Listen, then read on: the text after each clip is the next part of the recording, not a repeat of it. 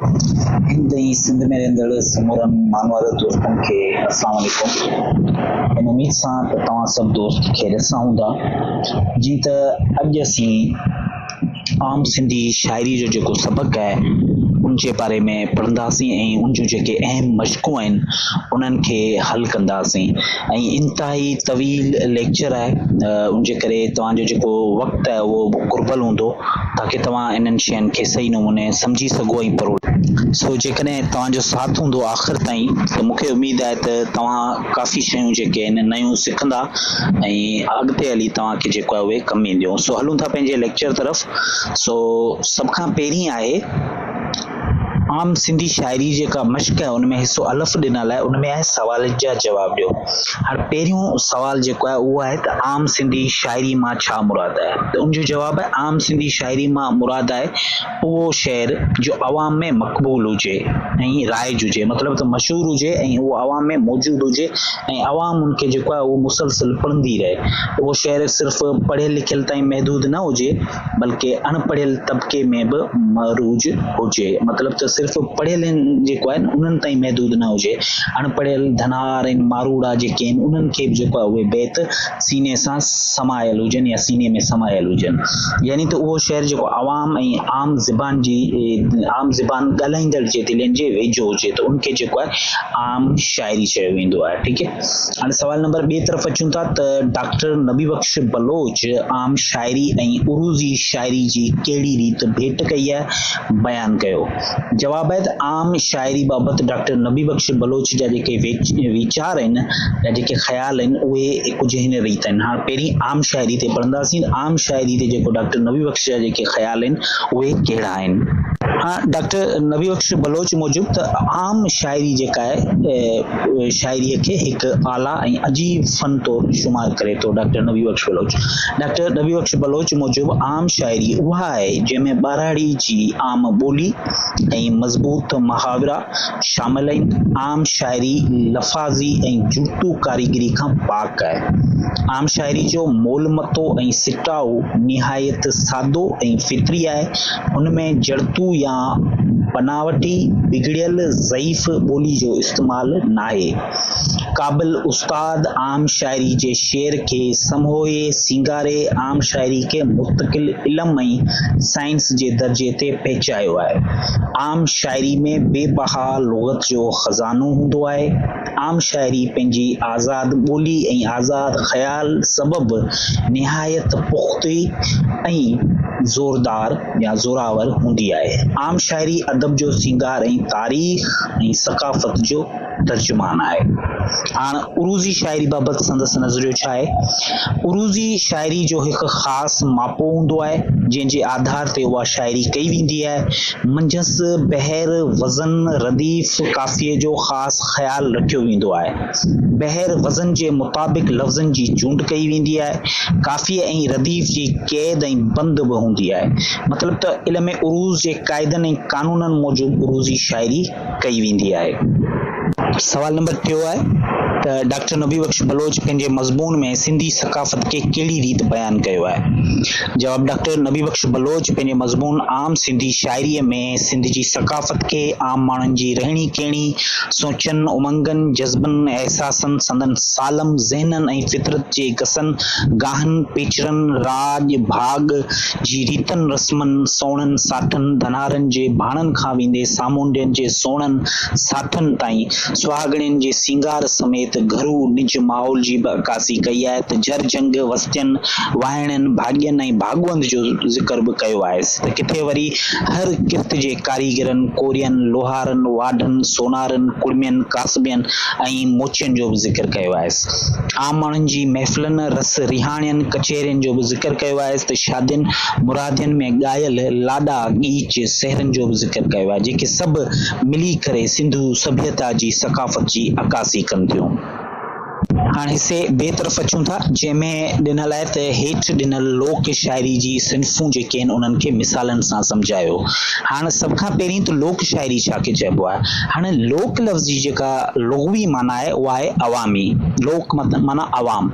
हाणे शाइरी कहिड़ी लोक हूंदी आहे? उहा शाइरी जंहिंमें मकानी रंग शामिल हुजे, मतिलबु त उन इलाइक़े जो उन पूरो जेके जाग्राफी हालतूं आहिनि जेका सकाफ़त आहे उनजो रंग शामिल हुजे। उहा शाइरी आम माण्हुनि जो विरसो हुजे, का ठा ठो बनावट न हुजे, जेका आम अवाम जी दिलनि में महफ़ूज़ ऐं मौरूज हुजे, उनखे जेको आहे लोक शाइरी चयो वेंदो आहे। हाणे लोक शाइरी में पहिरीं जेको आहे ॾिठ खे जेको आहे सम्झायो त छा आहे मिसालनि समेत। मूं कोशिशि कई आहे मुख़्तलिफ़ किताबनि मां हवाला खणी जेको आहे पेश करण जी।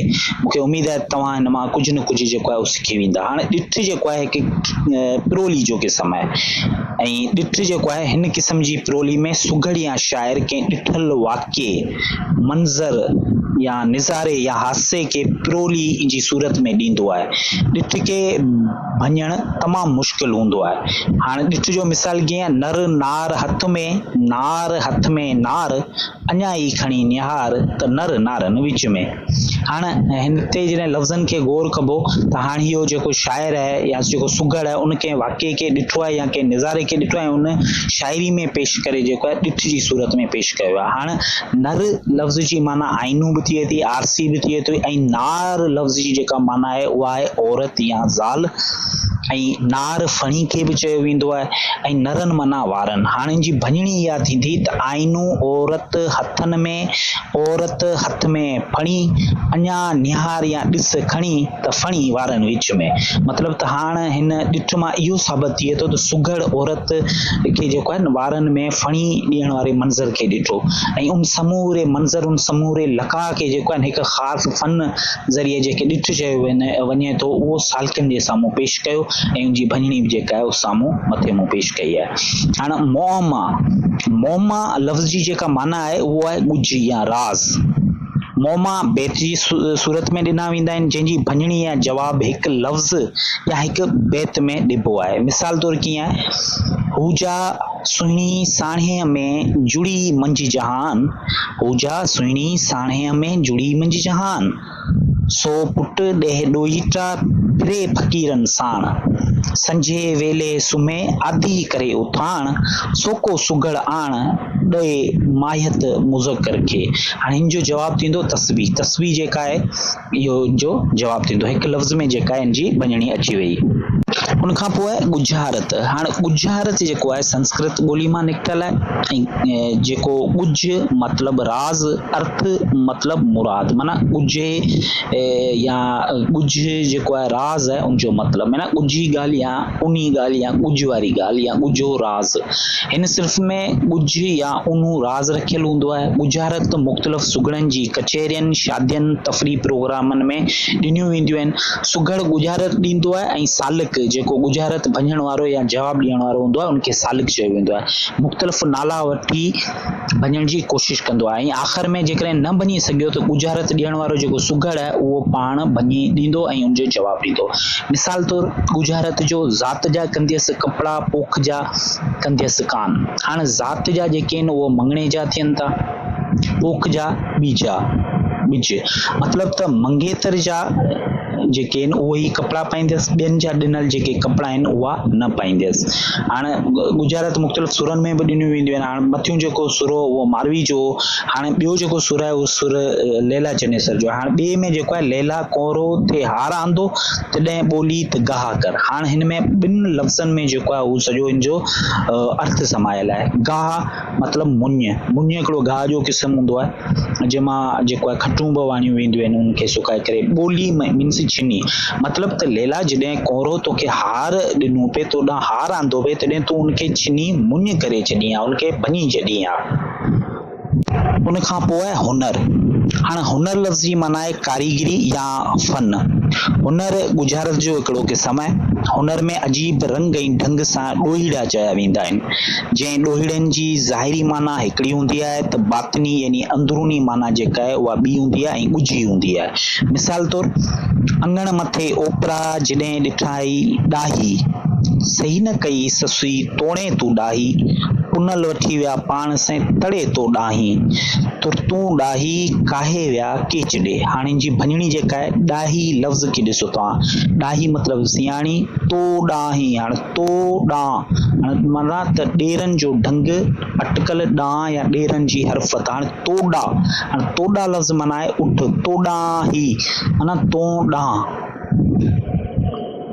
हाणे मतिलबु त ए ससुई जॾहिं अङण ते तो धारिया या ओपरा ॾिठा त तो उन वक़्तु डाहिप करी आ, सियाणप करी आ, उन्हनि जे इरादे खे सही करे वठी आ, सुञाणे वठी आ त ही तुंहिंजे ॾेरनि जी अटकल या हिरफत आहे। हू तुंहिंजे पुनल खे उठनि जे काफ़िले साण करे वठी विया ऐं तोखे करे छॾियाऊं उहे जल्दी पुनू खे वठी विया। उन खां पोइ आहे ॾोर। ॾोर जी लफ़्ज़ी माना आहे ॾोरण या ॻोल्हण। जहिड़े नमूने गुजारत में को ॻुज हूंदो आहे, अहिड़े नमूने ॾोर में बि को ॻुज या राज़ हूंदो आहे। हिन सिन्फ़ में सुगड़ लफ़्ज़नि खे पंहिंजी हिकु ख़ासि माना ॾिए थो। मौज़ू जे लिहाज़ खां ॾोर में रिसालत नबूअत पंजतन पाक जे हवाले सां भञिबा आहिनि। मिसाल तौरु सुकल हुई सालनि खां ॿियो साड़े कयाऊं सोक, पोख वांगर पोखियाऊं ॾेई पाड़े मिझां थोक, फुटी फर झलियाई ॿिया मेवा झलियाई मोक, तंहिं खाईंदो लोक क़यामत ताईं कासम चवे। मतिलबु त नबी करीम हज़रत मोहम्मद मुस्तफ़ा सल्लल्लाहु अलैहि वसल्लम हिकु सड़ियल खजी जी खखड़ी पोखी त उन मां मेवो पैदा थियो। दुराहो, दुराहो फारसी ॿोली जो लफ़्ज़ आहे। दो माना ॿ, राहो माना रस्तो या वाट, जेको ॿिनि रस्तनि वारो हुजे या ॿिनि मानाउनि वारो हुजे, ॿिनि वाटनि वारो हुजे। अहिड़ो बैत जेको ॿ मानाऊं रखंदो हुजे। दुराहो बि हुनर जो हिकिड़ो क़िस्म आहे। हिन सिन्फ़ में सुगड़ ॿिटो हुनर कमु आणींदो आहे। दुराहो लाइ ज़रूरी आहे त हिकु लफ़्ज़ मुख़्तलिफ़ मानाऊं मुख़्तलिफ़ सुर लाइ इस्तेमालु थिए। मिसाल तौरु झल मोहार। हाणे मोहार लफ़्ज़ ॿ मानाऊं रखे थो। हाणे हिन खे ॿिनि सुरनि में बि इस्तेमालु कयो वेंदो। मोहार हिकिड़ी उठ जी वाॻ हूंदी आहे। ॿियो म माना न, हार माना ॻिची जो ज़ेवर, माना ॻिची जो ज़ेवर। हाणे सुसुई जे हिसाब सां जेको आहे असीं दुराहे खे ॾिसूं था त ए सुसुई तूं उठनि जी मुहार झले वठी आहे। मतिलबु जेकॾहिं तूं उठनि जे मुहार खे क़ाबू करी आहे त पुनल तोखां परे न थी आहे। हाणे सुर लैला चनेसर में ॾिसूं था त ए लैला उहो हार पाण वटि न रखी आहे। हाणे उनखां पोइ आहे ॾहस नामो। ॾहस मतिलबु त ॾह अंगनि, ॾह मतिलबु त ॾह अंग, सीन जेको आहे निस्बती अलामत आहे। हाणे ॾहस नामो मतिलबु ॾहनि सिन्फ़नि वारो, माना ॾहनि ॿोलियुनि वारो, ॾहनि अखरनि वारो, जंहिंमें ॾह हर्फ़ समायल हुजनि। हिकिड़े हर्फ़ जूं ॾह ॿोलियुनि में जेका आहे माना समायल हुजे। मिसाल तौरु ॾहस नामो अहिड़ी सिन्फ़ आहे जंहिंमें हिकु सम्झ ॾहनि मुख़्तलिफ़ ज़बाननि मां ॾह हम माना लफ़्ज़ कतब आणजनि था। हिन में महबूब जे कंहिं न कंहिं अंग, ख़ूबी, उज़वे, वसफ़ या ख़ासियत सां भेट कजे थी। मौज़ू कहिड़ो हूंदो आहे? मौज़ू जे लिहाज़ खां हिन सिन्फ़ में महबूब जी सारा, मुख़्तलिफ़ जानवरनि पखियुनि जा नाला, अल्लाह साईं जी शान, नबी करीम हज़रत मोहम्मद मुस्तफ़ा सल्लल्लाहु अलैहि वसल्लम ऐं ॿियनि नबियुनि सगुरनि जी सारा, इमामनि, वलियनि, पीरनि, बुज़ुर्गनि जी शान व शौकत खे बयानु कयो वेंदो आहे। मिसाल तौरु लफ़्ज़ सोन जेको आहे उन जा ॾह हम माना जेके लफ़्ज़ आहिनि कहिड़ा आहिनि मुख़्तलिफ़ ॿोलियुनि में? ज़र्द, ज़ोहब, सोन, सोज़न, कुंतन, तुला, कंचन, थेंगो, कनकन, रची, रतन। हाणे अख, आंख, अखियां, नेक कंवल, चाह, चशम, बिनरेन, वेण, नेन, खजन, बिब। लोक शाइरी जूं जी हिसो जिम लोक शाइरी जूं ही सिन्फ़ूं कहिड़नि कहिड़नि मौक़नि ते ॻायूं वेंदियूं आहिनि। पहिरीं सिन्फ़ आहे लोली। लोली लोक अदब जो हिकु आम गीत आहे जंहिंमें माउ पंहिंजे औलाद लाइ प्यार, सिक, सोज़, उमंग ऐं अहसास सां सरशार गीत चवंदी आहे। लोली ख़ासि करे ॿार खे सुम्हारण वक़्तु चई वेंदी आहे। जॾहिं ॿार खे लोड में सुम्हारिबो आहे त उन वक़्तु लोली ॻाइबी आहे। तंहिंखां पोइ आहे गीच। गीच लोक अदब जी अवाइली सिन्फ़ आहे। गीच लफ़्ज़ जी माना आहे ॻाह। गीच ख़ासि कर शादियुनि, वना, मङणी जे मौक़नि ते ॻाया वेंदा आहिनि। मौज़ू जे लिहाज़ खां गीच ख़ुशियुनि जो इज़हार तौरु ॻायो वेंदो आहे। उन में वाखाण, सारा समायल हूंदी आहे। गीच पंहिंजे मुर्शिदनि, पीरनि, वलियनि, बुज़ुर्गनि, औलियानि लाइ बि ॻाया वेंदा आहिनि। सिंधी अदब में गीच में पहिरीं औरत शाइरा जेका आहे उहा मरखा शेखण आहे, जंहिं पंहिंजे मुर्शिद शेख किरीअ भंडारे जी शान में गीच चयो हो। उनखां पोइ आहे सहरो। सहरे जी लफ़्ज़ी माना आहे गुलनि वारो हार या निरड़ ते ॿधजंदड़ मोड़।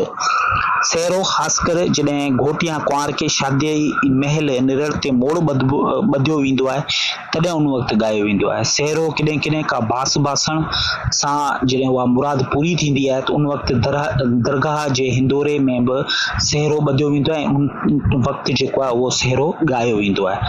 हाणे लाॾो घोट खे चयो वेंदो आहे। ही गीत शादियुनि जे मौक़े ते ॻायो वेंदो आहे। घणो करे घोट जा माइटी जेको आहे लाॾा ॻाईंदा आहिनि। तंहिंखां पोइ दाल हिसो डॉक्टर नबी बख्श बलोच पंहिंजे मज़मून आम सिंधी शाइरी में जेके इस्तिलाह या मुहावरा इस्तेमालु कया आहिनि उहे लिखो। हाणे सभ खां पहिरीं असांखे सम्झणो पवंदो त इस्तिलाह ऐं मुहावरो छा आहे। त पहिरीं ॾिसंदासीं इस्तिलाह। इस्तिलाह जी माना आहे त लफ़्ज़ जी ॿी माना, मतिलब त लफ़्ज़ जी ज़ाहिरी माना हिकिड़ी हुजे पर कंहिं ख़ासि इल्म या शोबे या पेशा वाराना तौरु उन लफ़्ज़ जी ॿी माना निकिरे त उनखे बि इस्तिलाह चइबो आहे। लफ़्ज़ जी ज़ाहिरी माना हिकिड़ी हुजे पर बातिनी माना ॿी हुजे। इस्तिलाह जे आख़िर में जेको आहे मस्तर ॾे वण इस्तेमालु थींदो आहे। के इस्तिलाह पाकनि वारा पस मंज़र बि रखंदा आहिनि। आम सिंधी शाइरी सबक़ में जेके इस्तिलाह इस्तेमालु कयल आहिनि उहे ई आहिनि। अखि विझणु, पाणी फेरणु, सुर सहणु, लिहाज़ रखणु, झण झुगणु, वखर वंडणु, झण मखणु, ॿधणु छोड़णु। मुहावरो चइबो आहे। मुहावरो अरबी ॿोली जे लफ़्ज़ हावर मां वरितल आहे जंहिंजी माना आहे वराणी, वरंदी, जवाबु ॾियणु। मुहावरो बि लफ़्ज़नि अखरनि जी माना बदिरां ॿोली जे रवाज मुताबिक़ ॿी माना ज़ाहिर कंदो आहे। मुहावरो रोज़मर्रा जी ॿोली में दिलचस्पी पैदा कंदो आहे। हुनमें लफ़्ज़नि जी ज़ाहिरी माना हिकिड़ी हूंदी आहे त उनजी अंदरूनी या समाजी माना जेका आहे उहा ॿी हूंदी आहे। आम सिंधी शाइरी सबक़ में इस्तेमालु कयल मुहावरा ही आहिनि। सुई सॻी सुधा पार ॾियणु, सुई सॻे सुधा पार ॾियणु, सोन जा दाणा गॾु करे पेश करणु, वॾड़नि जी सदरी में दफ़्तरी समाइण, वॾड़नि जी सदरी दफ़्तर में समाइण, ॻोह अॻियां ॻाल्हा, मोगी के मजलिस जी नाहे ख़बर, शहरनि जी शोहरत खां आजो रहणु खपे, चपनि जी चस। उन खां पोइ आख़िरी हिसो आहे त लोक अदब सकाफ़त जो तर्जुमान जे उनवान ते 10 मिंटनि ते मुश्तमिल तक़रीर लिखो। लोक अदब सकाफ़त जो तर्जुमान। जनाबे सदर, मुंहिंजा उस्ताद साहिबान ऐं शागिर्द साथियो, अस्सलाम वालेकुम। जीअं त अॼु जी मुंहिंजी तक़रीर जो मौज़ू आहे लोक अदब सकाफ़त जी तर्जुमान। जनाबे सदर, सकाफ़त चइबो आहे क़ौमनि जी रहणी कहिणी, रीतनि, रस्मनि, रवाजनि, लिबासनि, पोशाकनि, ॿोलियुनि, तहिवारनि, सोचनि, जज़्बनि, ख़्यालनि जी अणखुटंदड़ खज़ाने खे जेके तारीख़ में हर क़ौम जे विरसे में समायल हूंदी आहे ऐं मुंतक़िल थींदी रहंदी आहे। हर क़ौम जी पंहिंजी सकाफ़त हूंदी आहे जेका उन क़ौम जे वजूद ऐं सोच जी तर्जुमानी कंदी रहंदी आहे। लोक अदब माना आम अवाम जो अदब, जंहिंमें अवाम पंहिंजी रीतनि, रस्मनि, ख़ुशियुनि, तहिवारनि जे संगम साण जुड़ियल अहसास ख़्याल समोए थी। लोक अदबी त उहो दफ़्तर आहे जंहिंमें उन क़ौम जी रीतनि, रस्मनि, विंदर विरूं, ख़्यालनि, जज़्बनि, उमंगनि, तहिवारनि जी अक्कासी थियल हूंदी आहे। मुंहिंजा शागिर्द साथियो, उहो लोक अदब ई आहे जंहिं सदियुनि जी सोचनि खे समूहे पुरअसर तरीक़े सां सकाफ़त जे कैनवास ते रंगीन चिट उभारिया आहिनि। जंहिं चिटनि नक्शनि में मौसीक़ी जो मधुर आवाज़ त नड़ ते निकिरंदड़ फूंक बि आहे। जंहिं नड़ ते बेतनि जा रंगीन सोज़ आहिनि त किथे वरी लाॾनि जी उहा लोड जंहिं लोड खे ॾिसंदे औरतनि ख़ुशियुनि मां लाॾा ऐं सहरा ॻाइनि थियूं ऐं रक़्स भरिया कोॾाणा झुंगारियनि थियूं। किथे वरी धनारनि जे भाणनि ते चंग जा आवाज़ ॿुरनि था। किथे वरी ओताकनि जी ओट में टुक वारी रली ते सुगड़नि सालकनि जो संगम मिले थो। जिते कचहरियुनि जी कोॾियुनि खे महिमा, गुझारत, हुनर, ॾोराओ, ॾठ, लोक दास्तान, दुआ ॿुधण लाइ मिलनि था ऐं सालकनि सुगड़नि जे अकल जी ऊनी लहर उभिरे थी। मौज़े सदर, त किथे वरी भिटनि जे भर में ओतारनि अंदरि मच जे साम्हूं सती जी सत्या जा दास्तान ॻाइजनि था त लोक दास्तान जी सूरमियुनि जो वर्झा बि थिए थो। जंहिं दास्तान में रज़मिया, गिनान, दुआ, ॾोहीड़ा, प्यार, सिक, जदोजहद, विछोड़े ऐं सत जा सबक समायल हुजनि था त लतीफ़ जे तंबूरे जी तारनि में समोयल सिक, सोज़, हिजर, फिराक जो मधुर आलाप लोक अदब जे रूहनि जी रचना करे थो। सकाफ़त जे सनीहे खे सुनहरी रंग सां रंगे थो। मौजूदा नस्ल ऐं ईंदड़ नस्ल खे तारीख़ जे उनी गहार में वठी वञे थो ऐं सियाणप, ॾाहिप, रवायत, रस्मनि, प्यार, प्रीत, सोरियाइप, उनसियत जा पेरा पसाए थो ऐं सबक़ ॾिए थो त कीअं क़ौमूं उरूज ऐं ज़वाल जो सफ़र तइ कनि थियूं। बहरहाल वक़्त जी नज़ाकत खे महसूस कंदे आउं सिर्फ़ उहो चवणु चाहींदुसि त लोक अदब ई उहो सरमायो आहे जेको हक़ीक़त में ॿोली सक़ाफ़त जी सची तर्जमानी करे थो ऐं सक़ाफ़त खे सम्झण जा गस ॾिए थो। प्यारा साथियो, असांखे बि घुर्जे त पंहिंजे लोक अदब खे सीने सां सांढियूं, उन ते तहक़ीक़ कयूं, उनखे आम कयूं त जीअं पंहिंजी सक़ाफ़त ऐं सभ्यता खे महफ़ूज़ रखी सघूं। महिरबानियूं। सिंध सलामत, साथ सलामत।